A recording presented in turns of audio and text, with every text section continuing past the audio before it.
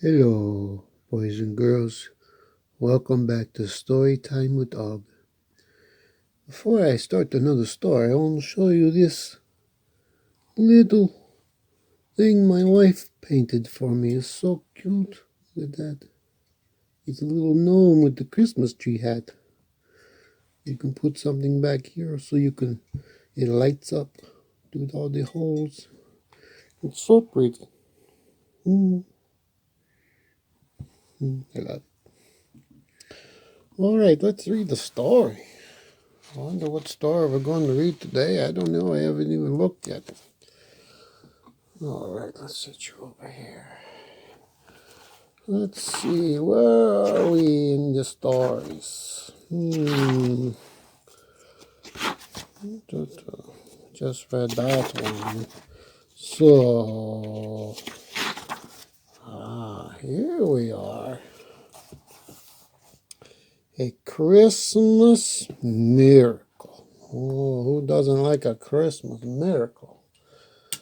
Christmas is a good time for miracles. All right, here we go. Rose rubbed the sleeve of her nightgown against the frosty glass and peered out into the night sky. The moon peeked over the mountain behind the little cabin. Rose searched the sky. She needed to find a shooting star. Christmas was only 3 days away, and she had to make a wish. Rose Mackenzie, stop your daydreaming, Mama said. She pulled the curtain shut and kissed the top of Rose's head. It's time for bed. Rose scrubbed her face and hands in the wash basin and ran a brush through her tangled hair. Her brothers, James and Henry, were settling down on their mattresses near the fire. Baby Bonnie was already fast asleep in her little bed, a drawer lined with soft blankets that rested on the chair beside her parents' bed. Rose leaned over to kiss the baby goodnight. Then she kissed Mama and Papa, blew out the lantern, and crawled into the little fold-up bed next to the window that she shared with her sister, Sarah. That's a nice log cabin there. It looks very cozy.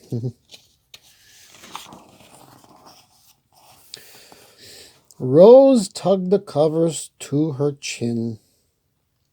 The fire in the fireplace hissed and popped. Papa's snores rattled through the cabin. Outside, the wind rustled through the trees. And Rose thought she would never fall asleep. It was too close to Christmas, too close to the most wonderful day of the year, and too close to the morning when her family would open small homemade gifts again. Rose looked out the window again. She remembered how Mama had stared at the lacy green dress in the window of Mr. Pranger's store when they drove into town. Rose wanted to give her Mama that dress. She closed her eyes and could see Mama opening it on Christmas morning. There was Mama, laughing out loud in surprise. The green lace dress matched Mama's sparkling green eyes. Then Papa opened his gift, a shiny black pipe, not a homemade one, whittled from a hickory branch. A brand new pipe ordered from a catalog and shipped all the way from New York City. Bonnie's gift was a crib, carved and painted, and the boys got new wool coats. In Sarah's gift was a note that said, "Look outside." Sarah pulled open the door, and there stood a dapple gray pony with a big red ribbon around his neck. They got just what they wanted, Rose murmured. She opened her eyes. Sunlight streamed into the cabin. Rose shook her head. It was only a dream, Rose said as she smiled. But what a wonderful dream. I wish it would come true.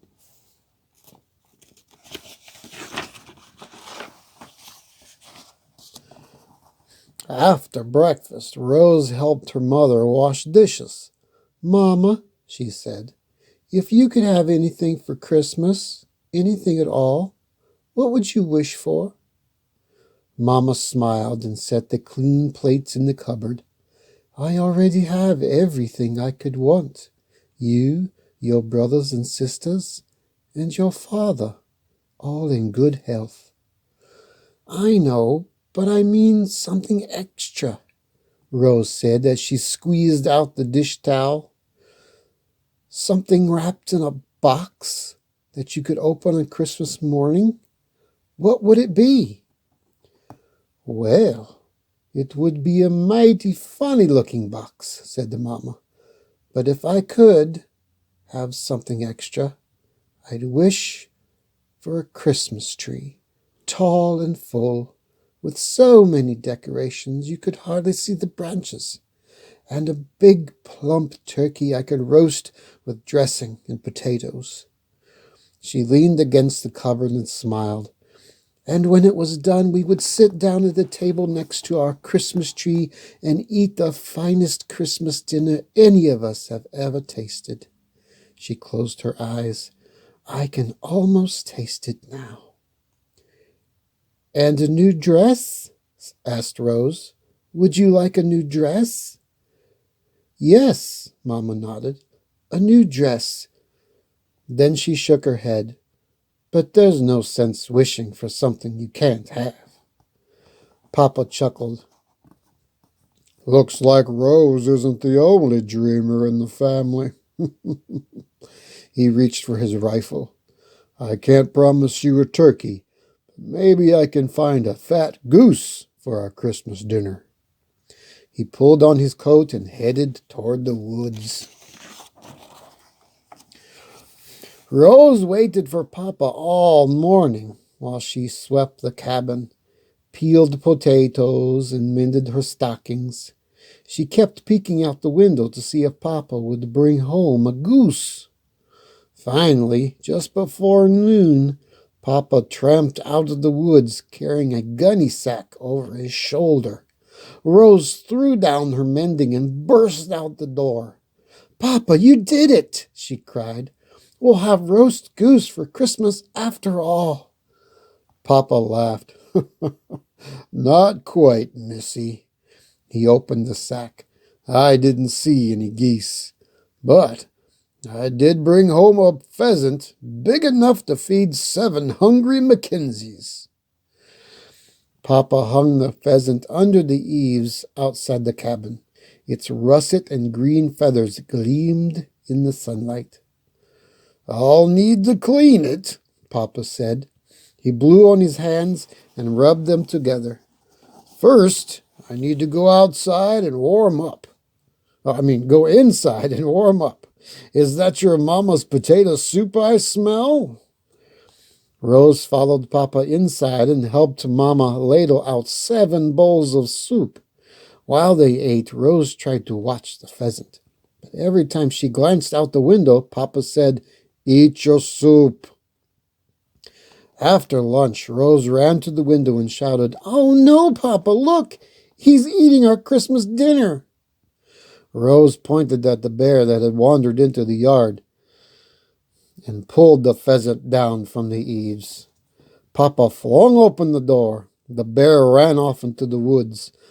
All that remained were a few russet feathers lying in the grass. Oh no, the bear came and ate their pheasant. It's terrible. The next day was Christmas Eve. After breakfast, Papa, Henry, and James pulled on their boots and coats and set out for the woods. Don't worry, Papa said. We'll have a fine Christmas dinner yet. Rose waited by the window. Sarah came and sat down beside her. The sun rose high in the sky. Finally, Papa and the boys hiked out of the woods. James carried the gunny sack over his shoulder. Rose and Sarah rushed to the door, and Rose flung it open. "Did you get another pheasant?" Rose asked. "Is it as big as the first one?" asked Sarah. "Not a pheasant, and not as big." James opened the sack and pulled out a small quail. "Birds just aren't that plentiful this time of year," said Papa. "But we won't leave this one under the eaves." He laughed and said, "That pesky bear can catch his own Christmas dinner." Papa and the boys cleaned the quail right away and brought it into the house. Rose stared at the little bird. "But this can't be our Christmas dinner," she said. "It's barely enough to feed Bonnie." "Nonsense," said Mama. Then she kissed Papa on the cheek. "It's exactly enough, Rose. You can help me peel potatoes, carrots, and onions for quail soup. And Sarah can help me bake loaves of bread. Then you can both take turns churning fresh butter. This will be the finest meal we've eaten in months." Mama pulled her big soup kettle from the cupboard and put it on the stove. The quail soup simmered, and the bread dough baked into crusty brown loaves. Savory aromas filled the cabin. Rose and Sarah churned butter until they were sure their arms would fall off. Finally, as the sun sank over the mountaintop, Mama said, "Help me set the table, Henry. Dinner's ready." Sarah and James scrambled to their chairs. Rose placed the bread in the center of the table, and Henry set out the bowls and spoons. Mama carried the hot soup over from the stove, and Papa held Bonnie in his arms. All right there. Then they all bowed their heads to give thanks. Tip, tip, tip. Rose looked up. Someone was knocking at the cabin door. Mama frowned at Papa and said, "Who would be visiting today, or visiting way out here at this time of night?" Papa opened the door. A stranger stood on the step. His eyelids sagged with weariness. The stranger's voice quivered. "Could you shelter a hungry traveler from the cold?" "Of course," Papa said. He opened the door for the stranger. "You're just in time for dinner. We don't have much, but you are welcome to share what we have." "Bless you," said the stranger. "Merry Christmas." Mama set an extra place at the table and began ladling out the soup. When she finished filling the 8th bowl, the stranger's bowl, the soup kettle was empty. "Look at that," Mama said. She set the bowl in front of the stranger. "We have just enough." After dinner, the stranger helped clear the table, then sat in the chair by the fire. "Where did you come from?" Sarah asked him. The man chuckled. "I've traveled for so long, it's hard to say where I'm from. I've been to the Great Lakes and to New York City and to the White House. I've even met Abraham Lincoln himself." Henry's eyes grew wide. "Abraham Lincoln!" he exclaimed. The stranger nodded. "Twice. I plan to keep traveling and meeting good folks like yourselves. I want to see the ocean someday, and the Grand Canyon." "And the giant redwoods?" asked James. "And the giant redwoods," said the stranger. He pulled the harmonica from his pocket and began playing. Papa pushed the table aside and pulled Rose to the center of the floor. Sarah picked up Bonnie, Mama grabbed the boys, and soon everyone was dancing. The stranger played and played, and Rose's family danced and danced. Finally, Mama collapsed in a chair. "Oh, time for bed," she said. James and Henry piled the blankets on the floor by the fire for the stranger, and everyone crawled into bed. Before Rose closed her eyes, she took one more look out the window. A bright yellow star shot across the sky, leaving a sparkling trail behind it. "Oh," she cried. Rose stared at the shooting star. "Please let my family have a wonderful Christmas," she whispered, "and let Mama have a Christmas tree."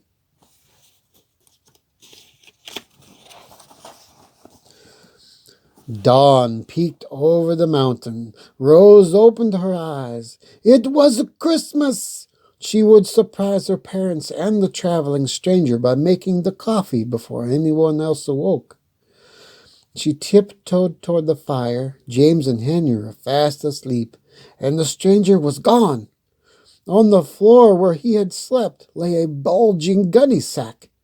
"Mama! Papa!" Rose shouted. "Look!" Her parents rushed over. Sarah stumbled out of bed, and the boys sat up on their mattresses. They all stared at the sack. "It's filled with presents," Papa said. He pulled out a box and read the tag. "This one's for you, Sarah, and this one's for Mama." He passed out the gifts. Then he, Mama, Sarah, and the boys began pulling off wrapping paper. Mama lifted a green lace dress from her box. And Papa opened a shiny new pipe. James and Henry unwrapped new wool coats. Sarah unwrapped a toy horse, and Mama helped baby Bonnie unwrap the biggest gift of all, a crib, carved and painted, just like in Rose's dream. Rose watched in silence. She was happy for her family. Still, the sack was empty, and there was no gift for her. She ran to the window to hide her tears. "Oh, that's sad." "Oh," she cried. "Look!" Outside stood a fir tree, full and tall, with beautiful hand-carved decorations. Rose ran out the door. On the tree was a note that said, "To Rose, Merry Christmas." "It's a miracle," she shouted. "My wish came true. Merry Christmas!"